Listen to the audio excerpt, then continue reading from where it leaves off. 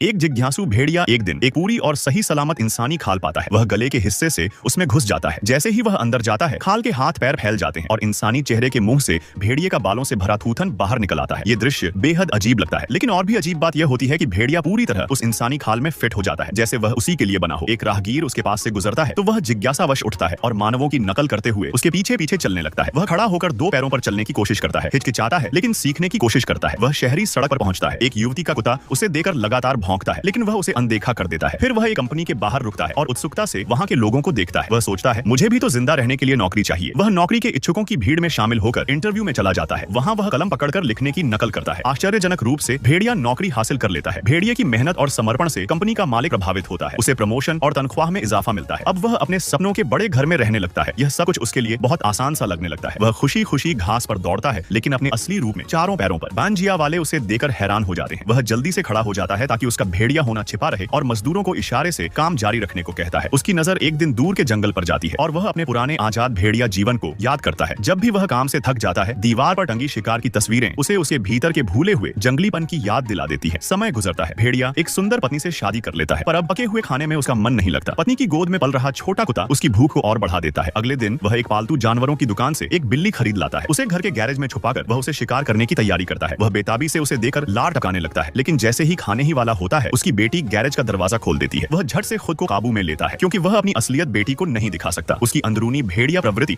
अब उसे सताने लगती है। हर चीज, दीवार पर लटके शिकार, टेबल पर रखा स्टेपलर उसे उत्तेजित करते हैं। एक रात टीवी पर भेड़िया मांस खा रहा होता है और बेटी की गोद में बिल्ला भी होता है। वह पत्नी से कहता है, मैं अब और खुद को रोक नहीं सकता। पत्नी उसकी बात नहीं समझती। भेड़िए की भूख अब नियंत्रण के बाहर हो चुकी है। अगले दिन ऑफिस मीटिंग में वह हेलुसिनेशन, मतिभ्रम देखने लगता है। फाइलों में मांस, प्रेजेंटेशन में शिकार करते भेड़िए। अब वह खुद को रोक नहीं पाता। वह अपने सहकर्मी की गर्दन को देखता है और मेज पर कूदकर उस पर झपट जाता है। सभी कर्मचारी डर से पागल हो जाते हैं। उसकी इंसानी खाल से उसका भेड़िया चेहरा बाहर आ जाता है। तब सबको समझ आता है, ये इंसान नहीं, एक इंसानी खाल में छुपा भेड़िया है। अब सब लोग मिलकर उसका पीछा करते हैं, उसे मारने दौड़ पड़ते हैं। भेड़िया घबराकर अपने घर की ओर भागता है, मगर उसका असली रूप देखकर पत्नी और बेटी बुरी तरह डर जाती है। वह इंसानी खाल उतारकर अपना सच्चा रूप दिखाता है और समझाए जाने की भीख मांगता है, लेकिन पत्नी फिर भी उसे घर से निकाल देती है। भेड़िया शहर की सड़कों पर भागता चला जाता है। लोगों की भीड़ उसके पीछे लगी रहती है। वह भागते भागते अपने पुराने जंगल वाले घर के पास पहुंचता है, लेकिन अब वहां सिर्फ कंक्रीट की इमारतें होती हैं। जंगल पूरी तरह नष्ट हो चुका होता है। वह चुपचाप सड़क के बीचों बीच खड़ा रहता है। तभी एक तेज रफ्तार गाड़ी उसे कुचल देती है। लोग उसके शव को देखकर संतुष्ट हो जाते हैं और चले जाते हैं। फिर दो सफाई कर्मी आते हैं। उसके शव को एक कचरे की बोरी में भरकर नदी में फेंक देते हैं। यह एक प्रतीकात्मक और कटाक्ष से भरी लघु फिल्म है, जिसमें दिखाया गया है कि जब भेड़िया अपनी असलियत छिपाकर इंसानों की तरह रहता है तो उसे प्यार, नौकरी और इज्जत मिलती है। लेकिन जैसे ही वह गलती करता है और असलियत सामने आती है, समाज उसे गुनहगार, घृणित और बेगाना बना देता है। असल में यह फिल्म दिखाती है कि इंसान और भेड़िया में कोई फर्क नहीं। फर्क है बस चेहरे का, और समाज सिर्फ मुखौटा देखता है, इंसानियत नहीं।